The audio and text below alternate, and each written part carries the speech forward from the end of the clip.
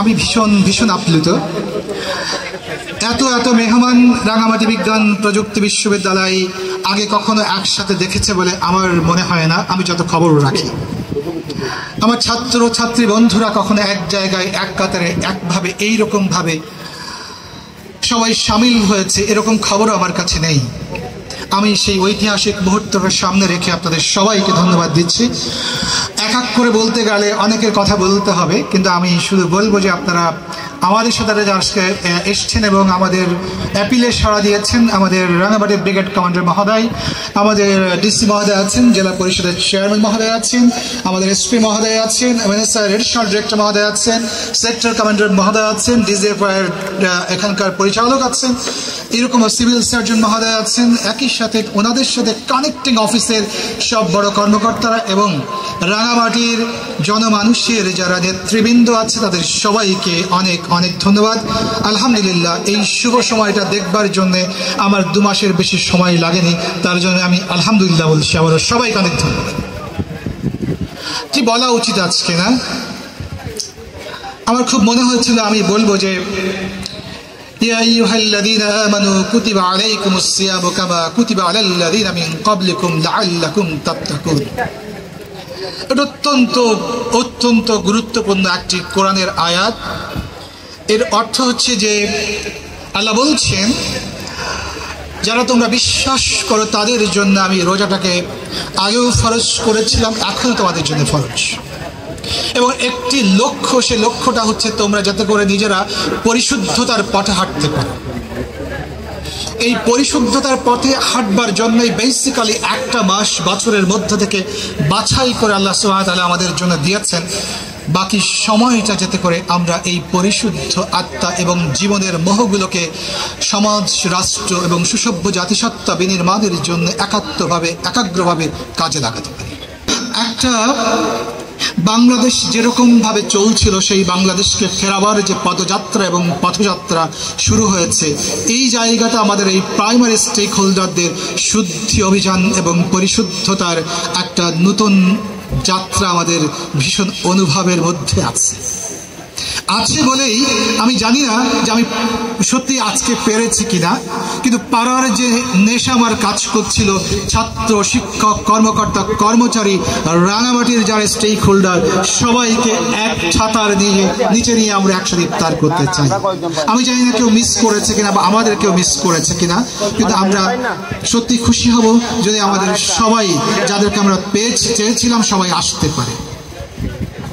দ্বিতীয় কথা, আমরা কি চাই? এখন বলেছি আমরা একটা পরিশুদ্ধ সমাজ তৈরির প্রক্রিয়ার প্রধান এবং প্রথম এন্টিটি যারা, তারা আমাদের ছাত্র বন্ধুরা। ওদেরকেই প্রথম আমরা এই দায়ভারটা তুলে দিচ্ছি যে এই বিশ্ববিদ্যালয়কে দাঁড়াবার জন্য বা দাঁড় করাবার জন্য নতুন করে যে যাত্রা আমরা শুরু করেছি। 10 বছর ঠিক এত কম সময় না, কিন্তু 10 বছরের তুলনায় এই সমস্ত বিল্ডিং অথবা ছাত্র বন্ধুদের মনোজগতের আকাশটা যেমন বিস্তৃত হওয়ার কথা ছিল, আমি ততটা বিস্তৃত দেখিনি।